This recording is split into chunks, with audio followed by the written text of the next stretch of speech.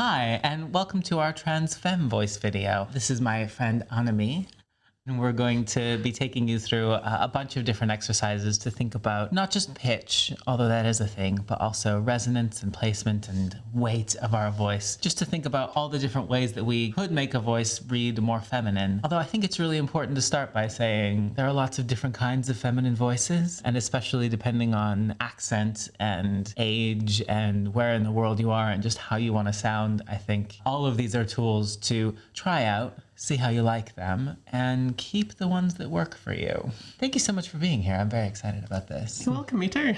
Gorgeous. Those of you who are watching all 5 of the videos in a dedicated sort of way will notice I've chosen different guests with different accents, and I think that's fun and important. So you'll hear as we do this, because we've got different accents, these exercises will sound different on our voices, and that's kind of the intention because we all have different voices. So we're going to start by talking a little bit just about how the voice works, which is me being very nerdy. I can't help myself. Just in here in our throat, we've got a bit of cartilage called the larynx, and inside there is where our vocal folds live. Your vocal folds come together like that to make a sound. It's kind of like this, but sideways in your throat. The faster they go, the higher the pitch. And the slower they go, the lower the pitch. And pitch is just how high or low your voice is. But it's not anything else. That's really the starting point for all of this, I think, because I feel like a lot of folks, when they're thinking about particularly trans femme voice, it's really easy to get like very caught up in pitch. And we'll do a little bit of work on pitch, but actually stuff like resonance and placement and weight has a lot more impact on how our voices are perceived. It's good news if you're worried about getting your pitch to a particular place, because you probably don't have to worry. So we're going to start with pitch, and I'm going to use a little keyboard. This is a free app, and it's fine if you're not at all a musical person, because on the bottom of each of these white buttons there's a label with a letter and a number that will tell you what note it is. There are also lots of apps that will measure pitch. I personally prefer the keyboard because I think it gives us a little bit more control, because we have an example first before we start. And also some of those apps are just needlessly gendered. I don't know if you've seen this, but you've got some where there's like a pink bar and then a blue bar for pitch range. Firstly, it's inaccurate because lots of women have low voices and lots of men have high voices, but also it feels very pass-fail in a way I'm not into. So I'm gonna just pick us each a pitch. I'm gonna start down here on a D3.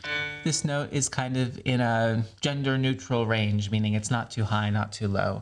And on my voice, if I make it sound really dark and heavy, it definitely reads masculine. And if I make it really bright and light, even though it's on the low side for a feminine pitch, I could absolutely get myself mammed on the phone. Trust me, I've tried. Your voice is actually sitting a little bit higher than mine, so I might start you on a higher note. Is that a comfy pitch? Yes, that feels like a reasonably comfortable pitch to be speaking at. Beautiful. So if you're watching at home and following along and wondering how this all works, you can pick any note. My note was a D3, Annemie's note was a G3. If you want to start a little bit lower, maybe you're down here on an A2, that's totally fine. Maybe you have a nice high voice and you're up here on a B3. We're all different. Pick a note that feels comfortable. When we're thinking about changing the pitch of a voice, we don't want to make any giant jumps. So for me, my natural speaking voice is around here. And to lift up here, it's a couple of notes higher. I feel more comfortable just having my voice a couple steps higher and then thinking about all the other things I can do to it. And I think for most people, that's going to be the most comfortable way forward. But the good news is, if you get comfortable on a slightly higher pitch, maybe in a few months, you do another slightly higher pitch and you wait until that's really comfortable, and you do another slightly higher pitch and you wait until that's comfortable. And over time, range and flexibility comes because it's a practice thing. In fact, I'm gonna do a little sidetrack, because one of the many reasons why I asked you in particular to come along for this is I know that before your sort of higher voice journey started, you're a baritone? Like a proper performing Gilbert and Sullivan baritone. I started off as a bass. Really? Yeah. That's delightful. That was in my sort of old sort of choir days. I was singing sort of second bass parts, going down to sort of low Ds. That is all behind me now, and after quite a lot of time sort of just stretching my voice upwards, it's now sitting in a much more comfortable range. Beautiful. Beautiful. I feel like a lot of folks who have a naturally lower voice sort of will think, I couldn't possibly change my pitch that much. It's too much of a jump. It hurts to try and jump my voice up that high. And it probably does if you try and do it all at once. How long ago did you start training your voice? In terms of speaking, Yeah. I probably last year, maybe 18 months or so ago, started working on it. And to be honest, I haven't done that much pitch work. I've maybe raised my pitch by a few notes here and there, maybe from maybe around a D to a G, G sharp A, something like that. So you lifted your voice from sort of around a D, which incidentally is the note that I've chosen, up to about a G, which is the one that I picked for you, just kind of out of the blue. Yeah, I mean, Yeah. What I largely did was I got like a website that would produce just a constant sine wave tone on a particular pitch, and I just had that playing constantly as I was just listening to other things and just talking along with it, and that just kind of helped me resettle. But it was important for me to not pick a pitch that felt strained. Yeah. Because there's nothing worse than sounding strained. You don't want to suddenly be sounding like this, and no one likes that. No. Also, you'll hurt yourself. Don't do that. So we're both going to start from our pitches. I'll go first on my D. So I'm going to hum that pitch. And then just open to a So just thinking about that pitch. 1, 2, 3, 4, 5. I'm not changing anything except the pitch of my voice so far. And you might find that you end up with a 1, 2, 3, and that's totally fine. We'll practice a few times and we'll get used to speaking at a particular pitch. G. 1, 2, 3, 4, 5. Beautiful. Nice and steady, no strain. We don't hear a lot of work in either of our voice. It should never be hard physical work to change your voice. If it feels like a strain, it's too much too soon. Take a little baby step. Now that we've found this, we're going to think about adding some other qualities in. So we've found our pitch. There we are on our pitch. And we're going to think a little bit about resonance.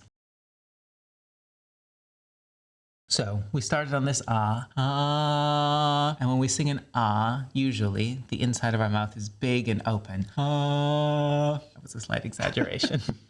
We're gonna shift. Ah, a, e. And as we shift from ah to a to e, the space inside our mouth is gonna get a little bit smaller, and it might also get a little bit wider into a sort of like a smile shape, but inside our mouth. And then we're gonna try counting there. So ah. 1, 2, 3, 4, 5. So I'm kind of keeping that E shape to my mouth to make the sound a little brighter. Do you want to have a go on your G? Absolutely. I, 1, 2, 3, 4, 5. Gorgeous. So we've lifted the pitch a little bit and we've made the space inside our mouth a little bit smaller from up to E. This is already 2 big things to change because this video has lots and lots of information. We're going to barrel forward and add more things. But if you're new to voice training, I would warmly recommend practicing these 2 for a little while, maybe even letting it become a little bit more of a speech. So I, 1, 2, 3, 4, 5. Hi, my name is Stephen. I live in London. I'm saying some nonsense words to try and practice keeping my pitch roughly around this area and the shape inside my mouth, that slightly smaller E shape. Do you want to have a go on the G? Why not? Hey, E. Hello, my name is Annemie and I'm visiting London today because I don't live here because I live out in the suburbs like a scrub. Okay, as a North American, scrub to me means somebody who just doesn't earn very much money. Is it different in Britain? I mean, I feel it doesn't have that like particular connotation, but the sort of the same sort of vibe. Yeah. Is it TLC who have the No Scrubs song? I believe so, but I'm not hip to the lingo of the TLC.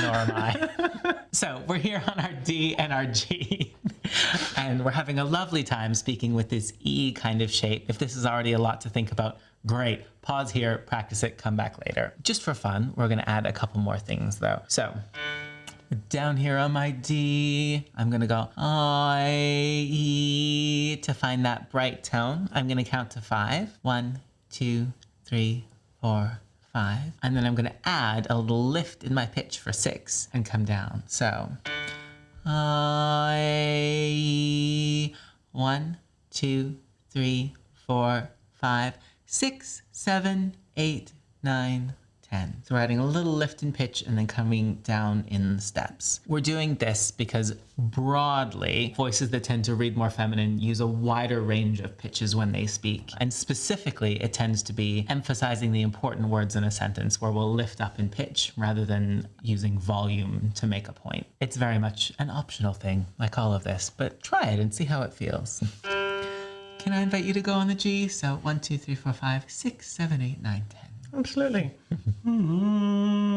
I, E, 1, 2, 3, 4, 5, 6, 7, 8, 9, 10. Gorgeous. Yeah. Definitely hitting the wrong notes, but it was the same right idea. Yeah, well, and there aren't really correct notes. We're thinking about the shape of how we speak as one more thing to think about. So, I'm going to try and stick to my D. If I was trying to be a little bit more monotone and maybe use volume to emphasize the important words in my sentence, I might sound like this. I might be sitting here on my bass pitch and just kind of hanging out. But if I wanted to use pitch to emphasize the important words in my sentence, every once in a while you'd notice that I'm lifting my voice up just a couple of steps to kind of have a little bit more of a shape to my sentences, if that makes sense. This is a thing that takes a little bit of practice and can feel a little bit like you're really putting something on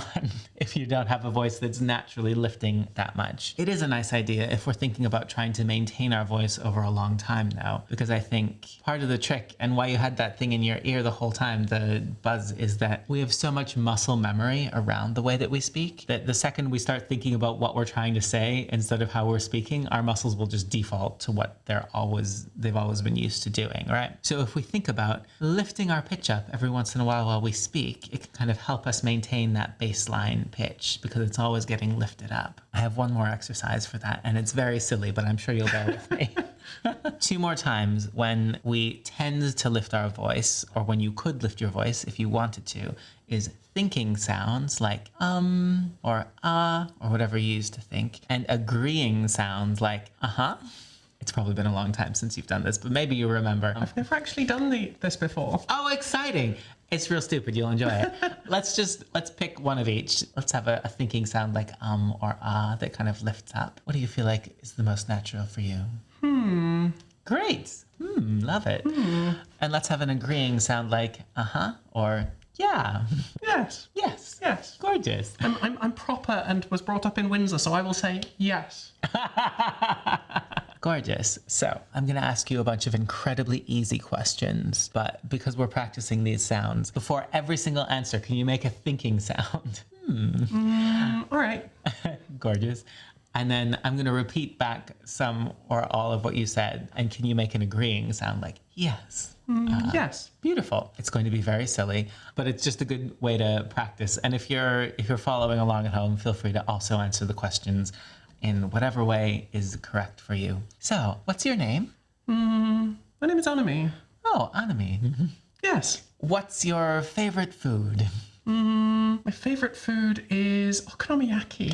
Oh, okonomiyaki. Yes. If you're watching and haven't had okonomiyaki, it's like if tempura and a pancake had a baby. It's beautiful. And slathered in mayonnaise, which is... Anyway, sorry. Cabbage pancake went better than that sounds. I digress.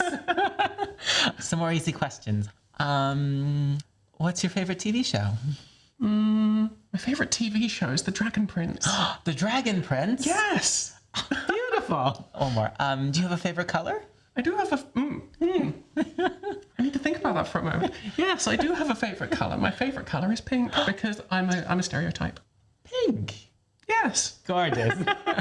You get the idea. I think part of the trick of practicing voice stuff is just getting in the repetitions and finding a way to practice where you don't have to think too hard about what you're saying. Because I think the second we're thinking really hard about what we're saying, we get that feeling of, oh, it's so hard to also think about how I'm saying it. which is part of the delight, by which I mean difficulty. Go ahead and loop that back if you want to practice thinking and agreeing noises, just to keep them in your arsenal as options for lifting your pitch, just sort of as a habit we can build. So far we've thought about lifting our pitch, we've thought about resonance, and one of the ways we did resonance was just that E shape, so making the inside of our mouth a little bit smaller. We're going to do one more resonance exercise, and I did already do this in a couple of other videos, but it's one of my favorites because it's also really silly. Have we done big dog, little dog before? I don't know if we've done it, but I've certainly done some dog sounds. Beautiful. It's very exciting. First, we're going to try panting like a big dog, like this. And we feel the big, open, slow air and that space in there. You're welcome to demonstrate big dog or not as you like. I don't know if this is a voice that brings you joy, but this is my dog. This is my big dog. This is more my big dog. It seems like a sleepy dog to me. I love it. Gorgeous. What I particularly like is your pitch didn't drop. It was just a much darker sound. So that's a really great example of pitch isn't everything. We're also going to think about little dog. So if we pant like we're a little chihuahua or something, we get really fast, cold air. We get a really small, wide space inside our mouth, and we get a little smile, which we'll talk about later. What if we tried to speak as that little dog with that kind of bright, excited kind of tone? Well, then maybe it'd sound a bit like this, and I've heard there are treats in the next room and friends, and I can make friends and be petted. Beautiful! Have I got too much into this little dog? It is a little bit silly, but you can hear a really big difference in both of our voices because it changed the whole shape inside our mouth and all the way down our vocal tract. It made it a little bit bigger when we were a big dog and quite a bit smaller when we were a small dog. It means that the space inside here just bounces the sound around in a different way, basically. That's what resonance means. It's kind of like if you imagine the difference between like a violin and a cello. Although they can play a lot of the same notes, the cello just has that darker, bigger sound, and the violin has that brighter, more agile sound, just because it's smaller. So we've thought about resonance, we've thought about pitch, we've thought about varying our pitch and doing agreeing noises. We're also going to think a little bit about the weight of our voice. And by weight, I sort of mean heaviness or thickness of vocal fold closure. This is a slightly more abstract one. When our vocal folds come together, we can have them really engage in a thick and full sort of way, or we can let them be really soft and gentle and have a sort of lighter, airier sound. This is a really nice one to have a bit of control over, particularly for trans femme voice, because it just cuts out all the bottom bits of a voice right away, which is efficient. It's a little bit quiet, but it's efficient in other ways. To find that thin vocal fold sound or that light vocal fold closure, I like to have people go, oh, like you've just seen a kitten or whatever you think is cute. Oh, the small dog that was just here and it went next door for the pets. Exactly. Yeah. I think this is the one that's made the biggest difference for me, honestly, is this thin fold sound, because without it, you just sound so boomy and loud and present, and this is not exactly where I want to be. Yes. It takes a while to remember how this actually sounds. Thin folds is a really nice way to practice just a lighter and gentler setting of our voice. For me, when I do it, I feel like my voice gets quite quiet and a little bit posh sounding.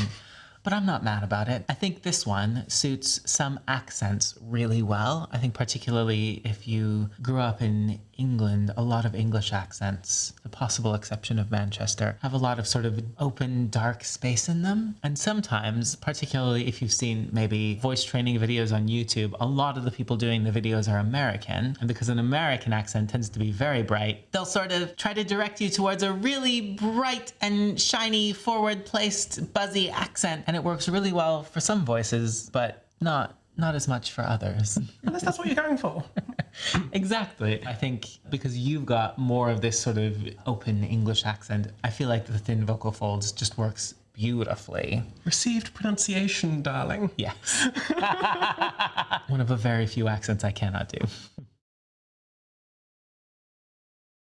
Beautiful. So we've talked about many vocal qualities already. I have two more because it's a real tour of vocal stuff. If you're watching this video and thinking, gosh, that's a lot of things to remember. Yes, it is. Work on them one at a time. So when we're thinking about that light vocal fold closure, which we were just doing, that gentle sound, it works beautifully for a lot of people, particularly folks with an RP accent or similar, but it can mean that our voice gets a little bit quiet. So one quality that we can play with a little bit there is called twang. If you've not heard of twang, you've probably heard accents with twang. A lot of North American and Australian accents have quite a lot of it, but also we'll hear it in Irish and Scottish and etc. It's that really bright, not quite nasal, but nasal adjacent quality that is the reason why you can hear American tourists on the other end of a very crowded bar. It cuts through the background noise really effectively. I've demonstrated it with quite a lot of twang, but it's one of those qualities that it's easier to learn turned all the way up and then gently reel it back to where it suits your actual voice. It's definitely one that I would apply gently to an RP accent because we don't want to make you sound American or Canadian as my accent is. To find twang, I quite like to just have people make silly noises, so I hope you're up for it. But my favorite one is just a really lazy duck. So if we go quack, quack, quack, yeah, and that kind of sound and that quack, that's kind of the sound that we're looking for. Just for fun, can you try saying a nice boring sentence as this very quacky duck? Well, it's always tricky thinking of what a boring sentence should be. So there's a carafe on the table in front of us atop a Dior book with a candle there, and it's all very tedious. Don't worry, we didn't decorate the studio ourselves. Sometimes also a witch cackle can get some people there. So if we think about it kind of gets us that same buzzy, obnoxious sound. Can I invite you to try a witch cackle? When shall we three meet again? In thunder, lightning, or in rain? Beautiful. We know exactly what a witch would say in an RP accent. Gorgeous. So twang is a really nice quality to just kind of play around with, probably on its own, to think about projecting and having our voice cut through background noise. It's not quite the same as a nasal sound. If you overshoot it, you might end up with nasal. Here's a really great way to check though. If we're doing a twangy sound and I plug my nose, it's not going to change the sound very, very much. But if I'm doing a nasal sound that's actually really coming out of my nose and I plug my nose, you can hear that there's a huge change in that sound because lots of air was coming out of my nose to make the nasal sound. So if you're at home thinking this sounds very nasal, you can check by plugging your nose. The last quality to think about for this kind of voice training, or the last one that I'm going to put into the video, because we could be here all day, could we not? And we should be. No, we shouldn't. I've got places to be. Honestly, no, me too. We could start talking about singing and 4 hours later. The last quality is something called smile tone, or like customer service voice. And I'm doing heavy air quotes because this working as a feminine voice thing does feel a little bit like it's about the patriarchy. But irritatingly, it just works really well. If you're someone who has trouble, particularly on the phone with misgendering, this is the tone that carries well through a phone microphone. And basically, we're just thinking about engaging these muscles here, like we're smiling. And it could be a little sort of Mona Lisa smile. Or you could grin maniacally, and they both work. I usually go for grin maniacally, but I'm just like that. And what that does is it helps bring our resonance forward, and it means that we've got a little bit more vibration happening here in our cheekbones. It makes the sound much brighter, and often it goes really well with that E kind of shape, because that E shape is kind of like a smile shape inside of our mouth. And then if we add this engagement here, it just makes our voice that extra little bit brighter and sort of friendlier, which is why I would also call this a customer service voice. I always feel a little bit like I'm taking the piss as a trans mask person to be like, welcome to womanhood, please constantly be smiling. But also I am not wrong. You'd look a lot prettier if you smiled, dear. Yes, well, exactly. Just for fun, I'm going to take all of the smile out of my voice, and then I'm going to try adding it in, and hopefully you hear a slight shift in the brightness of my voice. Would you be up for trying some smile tone as well? Well, I could certainly try doing something without a smile and then suddenly putting a bit of a smile in there, and it's not a big shift, but it's noticeable, and I don't know why I'm still being very posh, but it's apparently what we're doing these days. I feel like it's nice to have different accents represented, so thank you. I'm not usually that posh though. I feel like one of the best things we can do for our voice is to try just mucking around with different things. So whether it's accents or placement or doing voices for little characters or singing with different kinds of tones and in different ranges, all of that flexibility just aids our ability to speak in a way that pleases us, which is really all we owe anybody. That was a very quick tour of various things that we commonly would use for trans femme voice training. We thought a little bit about pitch, both lifting our pitch just by a couple of notes, don't overdo it, and also changing how much we vary our pitch. We thought about resonance, making the space in here smaller, and smile tone, which kind of goes along with that. We thought about light versus heavy vocal fold closure, and we thought about twang. If you try to do all of these all at once without any prior vocal training, it's probably going to feel like you're trying to spin plates at the circus. So I've said this twice already, but practice these things one at a time, see what you like, see what feels good for you, layer them together, and see what happens. Do we have any final words of advice? Well, I think my word of advice, if you want to try smile tone, the one thing I would recommend with smile tone is try it out and about with a face mask on. That way nobody can see that you're maniacally smiling. And you can still practice it in a real world situation. Beautiful. I love the mention of real world situations. I feel like particularly if we're making a big shift to our voice, it can feel a little bit strange at first to go out in the world and use it. But for me, I think just go to the shop and make small talk. Don't use the self checkout. Just find little low importance scenarios. And with people who don't know your voice that well, because they won't pick up anything as particularly odd. Whereas if you're talking to your mother, she'll be like, why are you speaking like this? Yes. So we've learned lots of things about different vocal qualities, and also that we should all speak to our mothers less. That's what I've heard. Thank you so much for joining us.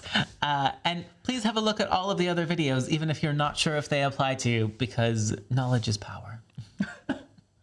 Cool. It was only Mother's Day last weekend, and you're saying don't speak to your mothers. It's fine.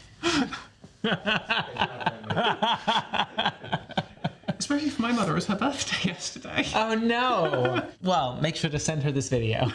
Going out for a barbecue on Saturday. I don't know why it's a barbecue in March. It's sunny out today. Maybe you'll get lucky. Maybe. Or maybe you won't. Maybe. We'll find out. Way hey up the pitch rises, way hey up the pitch rises. Way hey up the pitch rises and other vocal qualities. Gorgeous. I think we got it.